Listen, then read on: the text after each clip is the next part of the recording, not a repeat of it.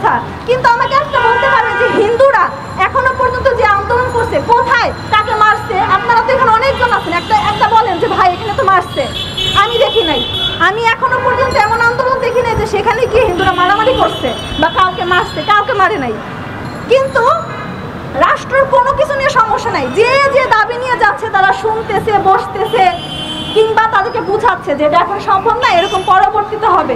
কিন্তু আমরা যখন কিছু বলি তখন রাষ্ট্র অন্ধ হয়ে যায়, তখন তার কাছে কোনো অত্যাচার হয় না, তখন কিছুই হয় না। সব কিছু তো আওয়ামী লীগ করতেছে, এই যে বাড়ি ঘরে আগুন দিচ্ছে সব আওয়ামী লীগ করছে, ঠিক আছে আমার কোনো সমস্যা নেই, যেই করুক, কিন্তু কেউ তো করছে।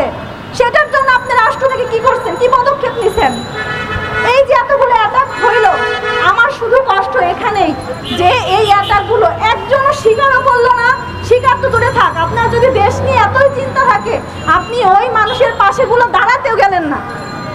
একটা মানুষের পাশে এখনো পর্যন্ত কেউ যায় নাই। এই যে সাংবাদিক ভাইরা তো ফেসবুকে যে একটু পরে লিখে দিবেন এটা হয়েছে সেটা হয়েছে, আপনারা কেউ একটা অ্যাটাকের সত্যতা প্রমাণ করার জন্য গেছেন কোথাও? কোথাও যান নাই। আপনারা তো সময় নাই, আপনারা হচ্ছে গিয়ে পাবলিককে দেখাবেন যে হিন্দুরা এটা করতেছে ওটা করতেছে, আমরা তো লয়ের এজেন্ট, ভারতের এজেন্ট, ট্যাগ লাগাই দিবেন। কিন্তু যখন আপনার দেশের মানুষ প্রথম আপনার দিকে তাকায় যে আমার দেশ, আমার দেশের মানুষ আমার পাশে দাঁড়াবে। এই যে উত্তরবঙ্গে শীত শুরু হয়ে গেছে, এতগুলো ফ্যামিলির এখনো কোনো বাড়ি ঘর নাই, তাদেরকে মানে ফেসবুকে পোস্ট করি যে এই যে এদের জন্য কিছু টাকা লাগবে ভাই, টাকা দিয়েন, ওই টাকাতে ওদের এক সপ্তাহ চলে। তো এরা কি বলতে পারে না যে 5 তারিখের ঘটনার পর, রাষ্ট্রের এই পট পরিবর্তনের পর তাদের বাড়ি ঘর যে অ্যাটাক করা হইল, তাদের পাশে কি রাষ্ট্র দাঁড়ানো উচিত ছিল কি না? যারা শহীদ হয়েছে তাদের জন্য ফান্ড তৈরি করা হয়েছে, তাদেরকে ফান্ড থেকে টাকা দেওয়া হচ্ছে, অবশ্যই প্রশংসনীয়। কিন্তু 5ই আগস্টের পর থেকে তাদের বাড়ি ঘরে যে পরিমাণ হামলা হলো, যে পরিমাণ ক্ষয়ক্ষতি তারা হলো, এখন এই শীতে তাদের বাড়ি ঘর নাই। আপনাদের এই বিষয়ে কোনো কথা নাই। শুধু চিন্ময় কৃষ্ণ প্রভু কি করেছে, ভারত আমাদের নিয়ে কি পোস্ট করলো, আমরা এই বিষয়ে চিন্তিত। আমি শুধু আপনাদেরকে একটা কথাই বলতে চাই, আমরা সবাই বাংলাদেশের নাগরিক। ভারত কিংবা অন্যান্য রাষ্ট্র, শুধু ভারত, কোনো রাষ্ট্রই কোনো হিসেবে বন্ধু বা শত্রু হয় না। এটা বাণিজ্যিক কারণে হতে পারে এবং ভারত অবশ্য ধর্মীয় দিক থেকে আমার জন্য একটা পবিত্র স্থান, কিন্তু একজন রাষ্ট্র হিসেবে, একজন নাগরিক হিসেবে সবসময় সর্বদাই বাংলাদেশের গুরুত্ব আমার কাছে বেশি। কিন্তু আপনারাই যখন আপনার নাগরিককে শুধু হিন্দু হওয়ার কারণে বৈষম্যের শিকার করবেন, তখন তো সেটা ভাই চুপ করে দেখবো না, তাই না? যেমন গতকালকে দেখেন চিন্ময় কৃষ্ণ প্রভুকে ধরে নিয়ে গেল হলো কোথা থেকে, সে রংপুরে গত সপ্তাহে একটা সমাবেশ করেছিল এবং সেই সমাবেশ থেকে যখন বিমানবন্দরে আসলো তাকে ধরে নিয়ে গেল।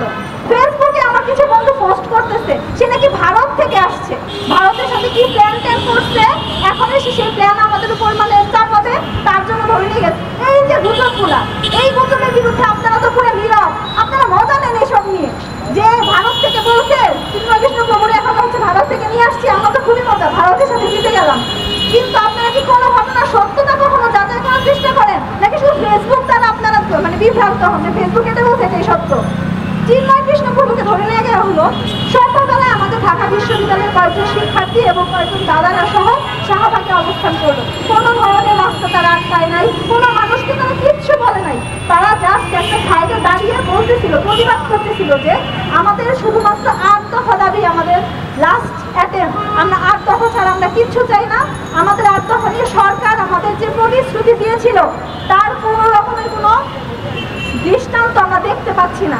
আমরা চাই গভর্নমেন্ট আমাদের সাথে বসুক, আমাদের কোন কোন দাবি যৌক্তিক তা নিয়ে বারবার ওনাকে বলা হয়েছে, বোঝানো হয়েছে। আমাদের নাহিদ ভাই, সার্জিস ভাই, তাদের কাছে 8 দফা প্রত্যেকটা দাবি আছে, তাদেরকে বারবার বলা হয়েছে আপনারা এখানে একটু দেখেন, কিন্তু তারা মেসেজ সিন করে রেখে দেয়।